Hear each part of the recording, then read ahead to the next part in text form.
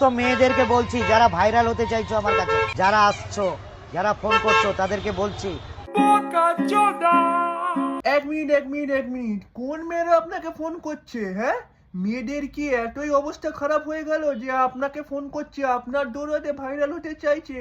ছি ছি ছি ছি ছি ছি ছি ছি ছি। मैं गाली नहीं दे सकता, फैमिली देखती है, वरना मैं ऐसे ऐसे गाली दूं, ऐसे ऐसे गाली दूं ना, जिंदगी भर याद रखें ये बड़े हुए। মাল ছাড়া ডিজে অরুণের কাছে রিলস করা যাবে না।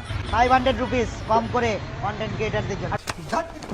10K নিচে প্রমোশন হয় না ডিজে অরুণের।